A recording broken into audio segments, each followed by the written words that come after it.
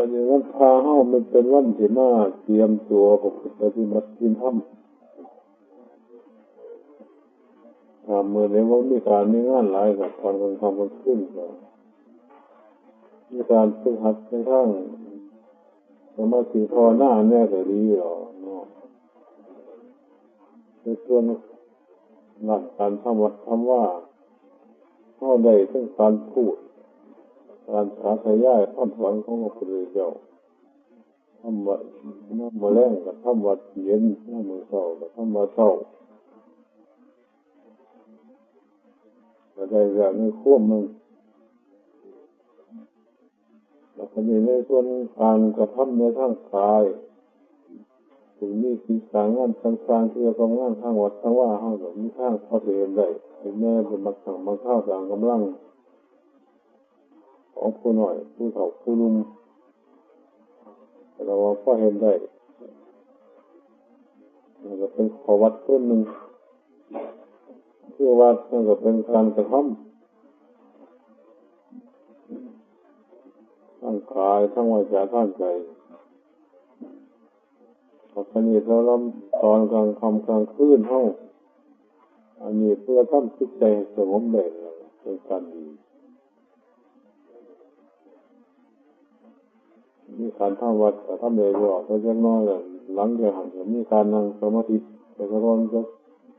30 นาทีหรือจะชั่วโมงนึงเลยเป็นการดีพวกเล่นพวกมาในวันทางหรอกหรือว่าต่อมาพุทธหัดให้ยึดสงบสักน้อยหนึ่งหรือบ่สงบผมมาพุทธหัดสักน้อยเลยนั่งสมาธิภาวนาไปจนประเภทนี้ประจำไปเรื่อยหลังจากขวาพระสวดมนต์ย่อๆแน่อย่างนั่งไปหลดไม่ต้องเลยบอกกันเพราะยกสวดมนต์อย่างมันนั่งสมาธิไปเลยก็เท่าหมดเดี๋ยวจะมี30 นาทีในทางกำลังความสามารถกำลังจะกำหนดยังเข้าใจกำหนดกันบริกรรมพุทโธกำหนดนี่นี่เดี๋ยวเป็นการฝึกประจำทุกวันพระแต่บางแห่งคนเวลาตอนเช้าหนามันมีธุระธุรังเวลาพระกับพระสงฆ์คนสัญญาหันต้องนั่งสมาธิตามแบบนี้มันมีแขกมีคนมากเดินทำร่วมนำมาระวังในจิตใจของเพื่อให้อาศัยความสงบเป็นพื้นฐานเป็นการร่วมกำลังในทางจิตใจพอระยะปัจจุบันมากกว่าผู้ที่ยกกิจการงานต่างๆนานาทั้งข้างโลกและทั้งส่วนตัวและส่วนร่วมข้างกายบริหารข้างจิตใจก็ต้องคิดต้องนึกปรุงแต่งหาวิธีการแก้ไขโยกงานอย่างนั้นการนั้นนี่อยู่ตลอดเวลาบางคนจนนอนไม่หลับก็มีแต่ว่ามีการมีงานหลายกับเจ้ากับหมู่กับพวกกับลูกกับหลานกับครอบครัวจะเขาเองสลายประจำอยู่นักเขาคิดใจก็เลยผูกขาดลำข้ามช่องหันช่องหนีหรือว่าใครมีกำลังนักมาที่หลักปวดหัวปวดทั้งไม่จะมีท่อนกำลังว่างข้าอยู่ของลงไปหากต้นทุนขึ้นในด้านจิตใจหากกำลังในทางจิตใจก็เลยร่างกายก็ค่อยเสียไปน้ำวันพาหนึ่งเข้าเลยรับความสงบสัก5 นาที10 นาทีก็มีกำลังอยู่แต่สำหรับผู้ที่งานมาหลายแต่สำหรับเล็กๆหน่อยเมื่อจะสงบสักนาทีมันดีนี่คือต้องหากี่โป๊ขาดอยู่หรอกแล้วมาคดมันเลยบางคนก็หันให้ยาละมากำหนดด้วยเลย5 นาที10 นาทีหรือยังดีก็ห้องปล่อยไปเลยแต่เรื่องของครบสงบสงัดซึ่งเกิดจากสติคือความระลึกรู้ในจิตใจของเฮามันมีเรื่องอยู่ตัวคนนั่นแหละแต่ว่าบ่หลายมีแน่เลยแค่น้อยแต่ว่าพ่อป้องกันว่าให้เป็นบาปเท่านี้นั่นมาขาดน้อยนึงไปแล้วก็ไปทั้งวันนั่นแหละ เกิดสติว่าจะเริ่มลงหน้าลงหลังหน่อยแต่เท่าอยู่ธรรมดามันก็มีการเผลออยู่บ่พลาดแล้วก็ต้องเท่าหนึ่งเป็นบางเท่าเป็นเหตุให้ลืมหน้าลืมหลังอยู่นั่นถ้าหากขาดการสำรวจมาระวังแห้งไปกันเลยล่ะฝึกหัดพยายามฝึกหัดจะมีความเรียนรู้ในจิตใจหลายนี่ก็เป็นการฝึกหัดที่เป็นการสะสมกำลังไว้ในจิตใจหากเข้ามาฝึกหัดบ่ร่วมร้อยกันแห้งปล่อยไปเลยยาบ้านเฮาเสียอย่างเรื่องสูบวานสูบยาเที่ยวมาเป็นภาระอันนึงนี่เพื่อนแท้จริงว่าเสียหาข้อสมองก็ต้องมีอันนี้แหละสมมาแต่ก่อนนอกจากการว่าครับสมมันมาแล้วมันสิฟังเสร็จฟังเรื่องกันมาเรียนนั่งกันตอนนี้ครับคิดท่าสมาหรอกเอาหันเอาเที่ยวนี้กับเป็นเรื่องว่าเขาไปแก้ไปกันเรื่องมาทำลายความสงบมักนี่อันลำใจนี้แล้วว่าอยากหันว่าให้พระอันว่าให้ว่าให้ปากไปหมดนักเอาคนง่วงนอนไปเลยนี่จะแย่สิฆ่าเท่านั้น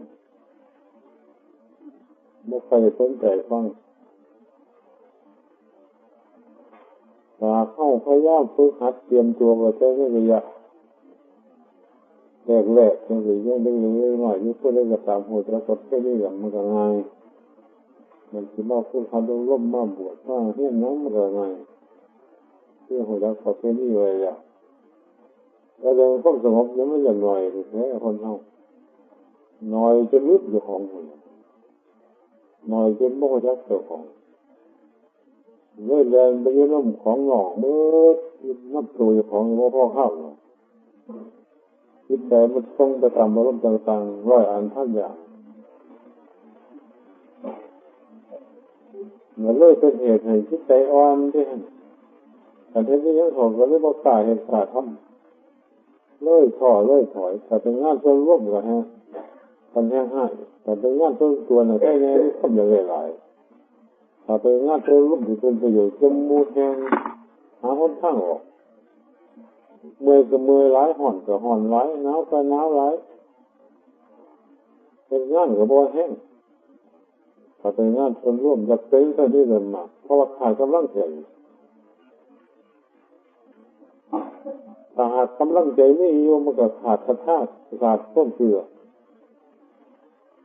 ขาดในการกระทำสิ่งนั้นมาที่บ่ได้ผลเจ้าของเมื่อเหตุไปโดยเสียบ่ได้โดยความจำเป็นบ่เห็นโดยกำลังศรัทธาแต่เรื่องว่าขาดกำลังใจไม่ถูกดังถ้าเข้าฝึกจิตใจให้สงบได้น้อยหนึ่งแล้วมันก็จะพอมองเห็นผลในการกระทำของเขาเพราะว่างานส่วนใหญ่ส่วนรูปในส่วนบ้านกับสามในส่วนวัดกับสามมันก็ถือว่าเป็นงานสำคัญกว่างานของเจ้าของที่นี่อยู่บ้านเพราะว่ามีประโยชน์ใหญ่ของเจ้าบ้านมันเป็นเฉพาะเรื่องของเจ้าของมันก็ไม่ใช่ประเด็นหรอกงานส่วนร่วมเนี่ยเป็นของส่วนใหญ่มันผลประโยชน์มันก็ได้ใหญ่ได้พวกเขาเห็นนี่ว่ามันได้ผู้อื่นโดยมาคนมองเห็นจะมอแล้วว่าไปเห็นแต่คนอื่นเนี่ยว่าคนอื่นได้ย่างแต่คนอื่นได้ยิ่งดีกว่าเจ้าของแต่แล้วเจ้าของก็เลยบ่ได้ให้เห็นแต่ว่าก็ย่างวันได้ดีย่างเสียกำลังเมื่อยล้าหลายแต่เจ้าของเลยมองเห็นผลก็เลยบ่กล้าเห็นการทำจุดดีแต่ว่าก็เลยเมื่อยเลยล้าเลยหิวเลยอะไรว่าอันทั้งอย่างหาแต่คนข้างออกเรื่องของใจมันบ่ยัดเหตุแต่ผลเพราะว่าขาดกำลังทางนั้น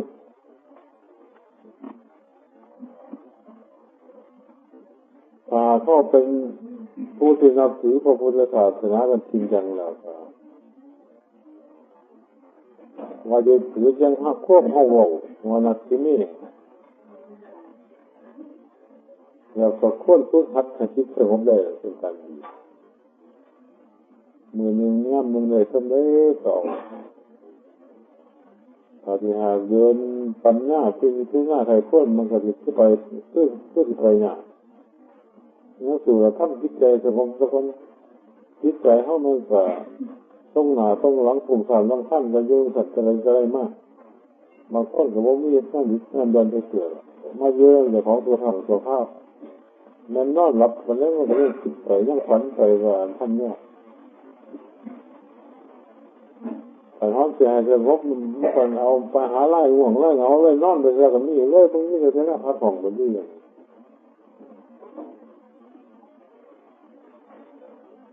การประเภทนี้อันนึงแทรกออกไปเมื่อเวลาทำวันแล้วจะต้องว่าอย่างนั่งสมาธิไปเลยเดี๋ยวจักเลยหน้าที่ยังก็แล้วแต่ผู้ใดหรอก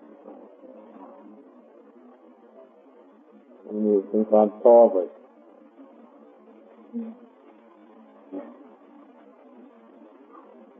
เพื่อเป็นการพูดทันไว้คนทำมันจะเกิดกำลังขั้นขาดกำลังขั้นจิตใจหลายต่อไปเพราะว่าคนมันจะหนาแน่นหลายสามารถจัดการถ้ามาอาชีพก็อยู่วุ่นไหวกันแหละแย่งกันกินขากันกินทำไหวกันกินอย่างหวานท่านอย่าง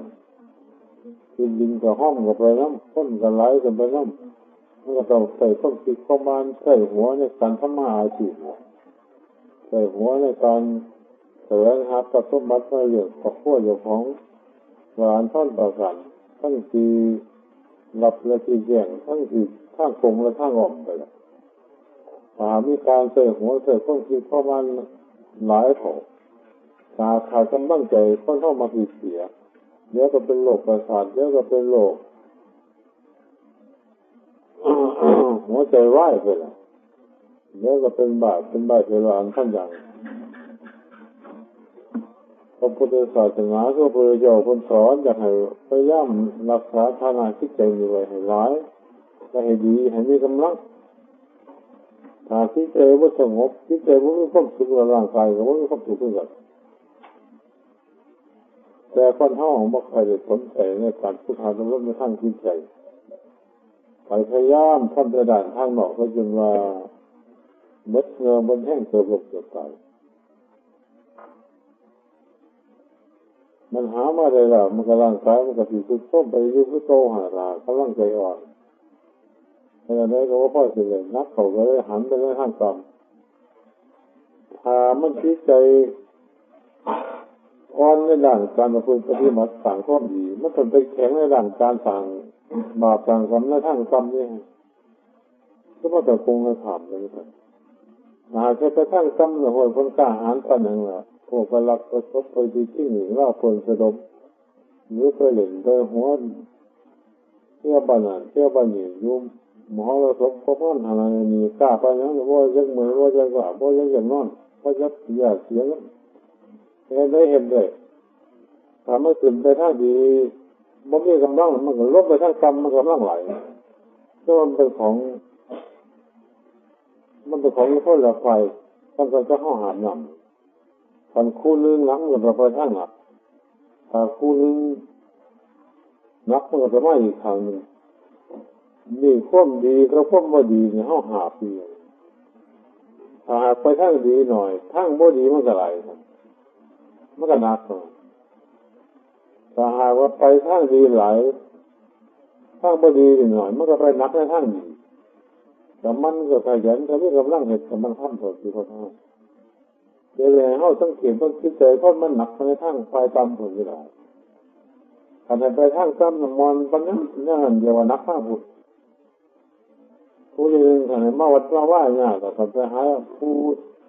ไปหาเราอยู่ในกินมันคง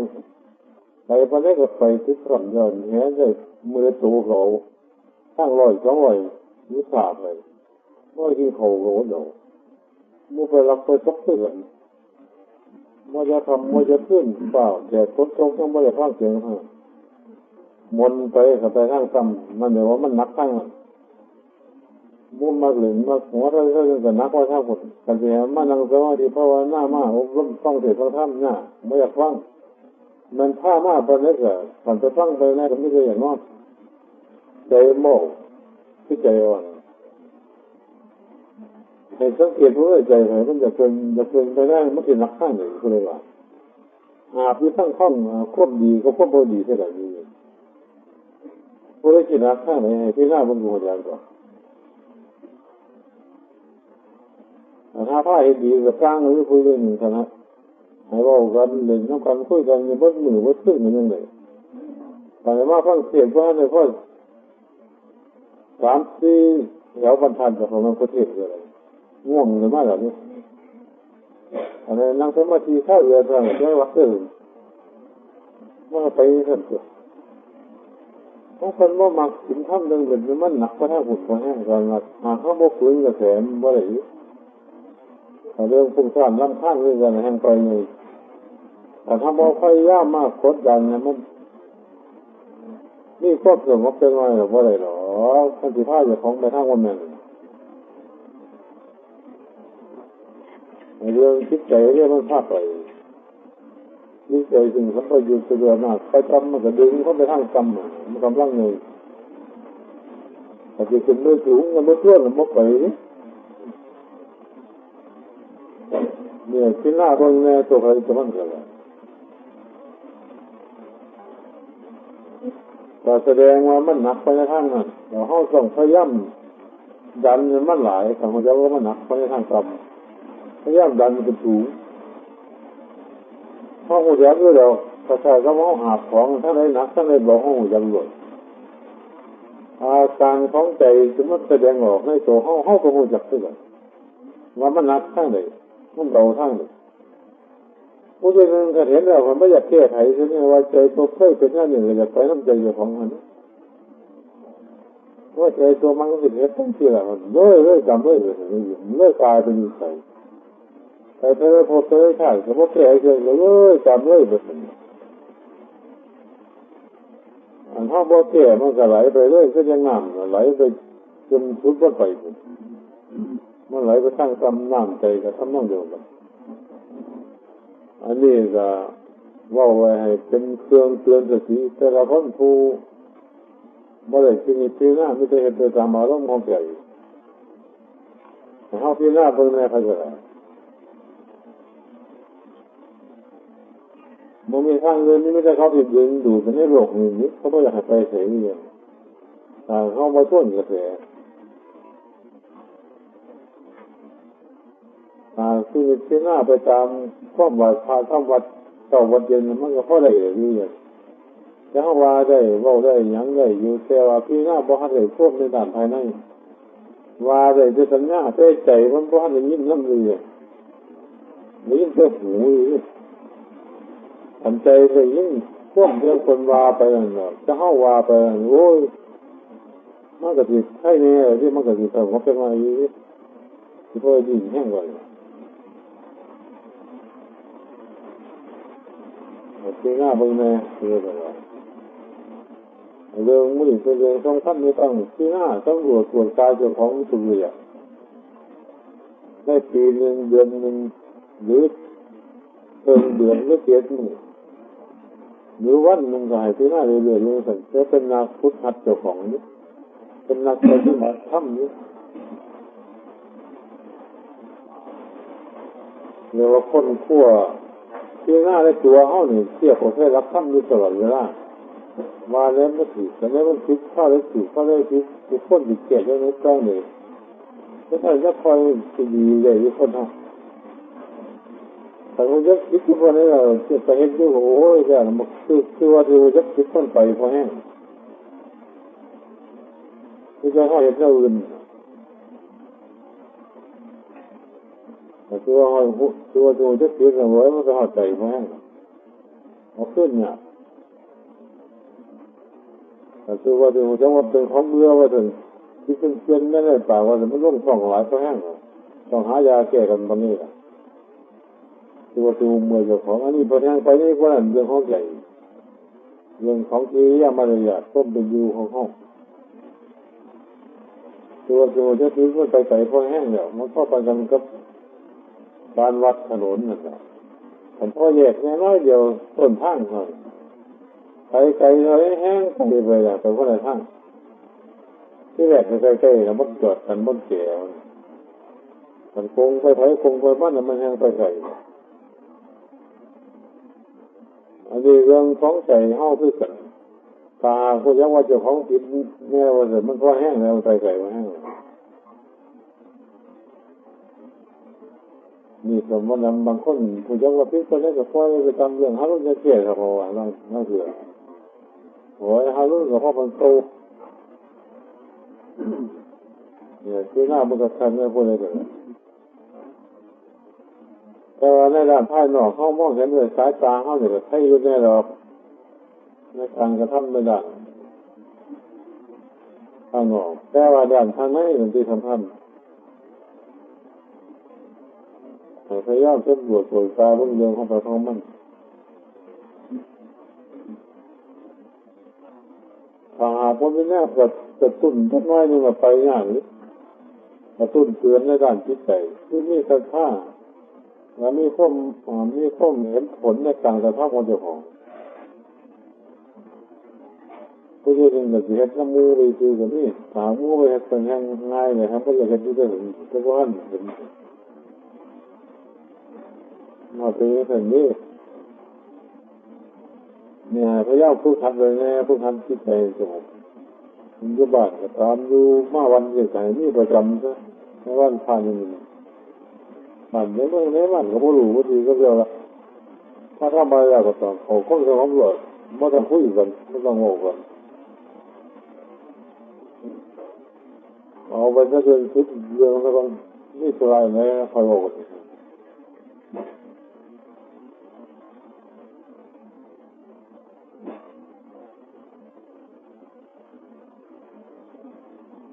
ของว่า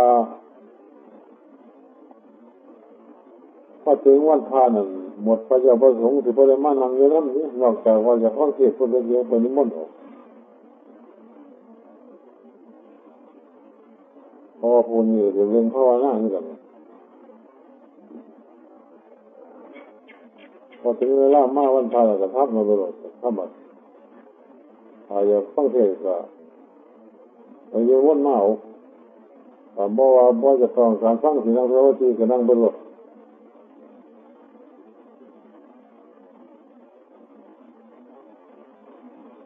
คนนี้ก็ถือตามเรื่องของคนนี้เรื่อยไป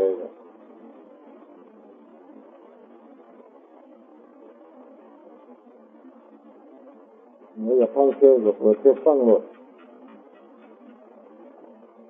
เนี่ยในเกี่ยวของข้อเสียของเราเลยครับมันไปศึกษากับเราบ่นเรา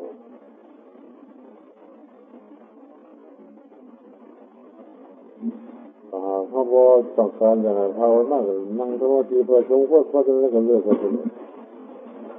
ตัวอย่างนี้